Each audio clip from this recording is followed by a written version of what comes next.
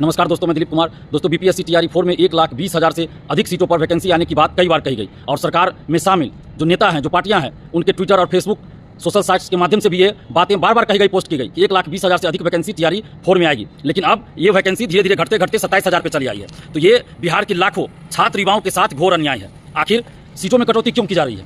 जब सीटें खाली है, कई स्कूल ऐसे हैं, बिहार में सैकड़ों स्कूल ऐसे हैं जहाँ शिक्षकों की बहुत कमी है, पढ़ाई ठीक से नहीं हो पा रही है, पढ़ाई बाधित हो रही है और लाखों सीटें खाली है। इसके बावजूद भी सीटों में कटौती आखिर क्यों की जा रही है? तो ये बिहार के लाखों युवाओं के साथ घोर अन्याय है। ये बर्दाश्त नहीं किया जाएगा।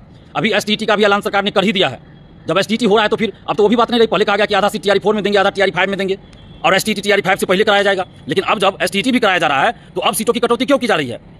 ये बिल्कुल ही गलत है, घोर अन्याय है, नाइंसाफी है बिहार के लाखों युवाओं के साथ। ये बर्दाश्त नहीं किया जाएगा। हम सरकार से और खासकर मुख्यमंत्री नीतीश कुमार जी से आग्रह कर रहे हैं कि आप इसे संज्ञान लीजिए और 1,20,000 से अधिक सीटों पर टीआरई 4 के लिए वैकेंसी निकालिए, विज्ञापन निकालिए और जल्द उसकी परीक्षा करवाइए। और जो भी स्टूडेंट्स हैं टीआरई 4 से जुड़े हुए, चाहे वो एसटीईटी देंगे अभी या एसटीईटी पहले से पास हैं, हम आप सभी से आग्रह कर रहे हैं कि आप सभी एकजुट होकर अपने हक और अधिकार के लिए आवाज़ उठाइए। अगर आप बंटते रहेंगे, अगर आप गुटबाजी करेंगे तो सरकार इसी तरह नाजायज फायदा उठाएगी। कोई भी सरकार हो, सरकार चाहती है कि स्टूडेंट्स आपस में बटे रहे, गुटबाजी करते रहे, ताकि फूट डालो और राज करो की नीति पे काम किया जा सके। चाहे कोई भी सरकार हो, कोई भी सरकार नहीं चाहेगी कि युवा छात्र जो है एकजुट रहे।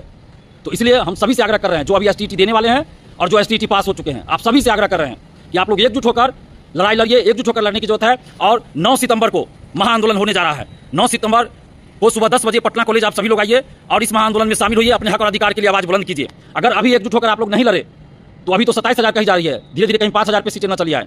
तो हम लोगों को 1,20,000 से अधिक सीटों पर वैकेंसी चाहिए टीआरई 4 में। आप जितने भी अभ्यर्थी हैं, आप सबसे आग्रह कर रहे हैं कि 9 सितंबर को सुबह 10 बजे पटना कॉलेज पहुंचिए और अपने हक और अधिकार के लिए आवाज़ बुलंद कीजिए। और साथ ही 1 कैंडिडेट 1 रिजल्ट लागू हो, जो कि मल्टीपल रिजल्ट देने से आप देखते हैं कि सीटों की संख्या और कम हो जाती है। वैकेंसी निकलती है 1 लाख पे और पता चला बहाली हुई 50,000 60,000 पे मल्टीपल रिजल्ट की वजह से।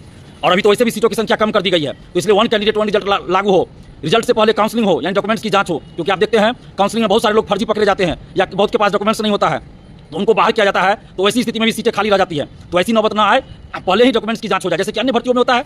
तो टीआरई 4 में भी, शिक्षक भर्ती में भी रिजल्ट से पहले डॉक्यूमेंट्स की जांच हो जानी चाहिए। फर्जीवाड़ा रुकनी चाहिए। जितना भी फर्जी बहाल हुए हैं टीआरई 1 2 3 सबको बाहर किया जाए। सभी शिक्षकों के सभी सर्टिफिकेट की जांच हो और जो भी फर्जी तरीके से आए हैं सबको बाहर किया जाए। दिव्यांगता की जांच हो, दिव्यांग सर्टिफिकेट की जांच हो, अन्य सभी सर्टिफिकेट, आवासीय, ईडब्ल्यूएस, जाति, सभी सर्टिफिकेट की जांच हो।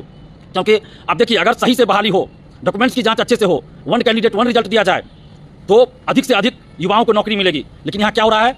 अब टीआरई 1, टीआरई 2, टीआरई 3 को देखिए, वैकेंसी निकलती थी 1 लाख और स्कूल में ज्वाइनिंग कितने की होती है? कभी 50,000, कभी 60,000, कभी 70,000। बाकी सीटें खाली रह जाती है। तो ऐसा नहीं होना चाहिए। ऐसी नौबत टीआरई 4 में नहीं आए। तो इसलिए हम सबको मिलकर लड़ना होगा।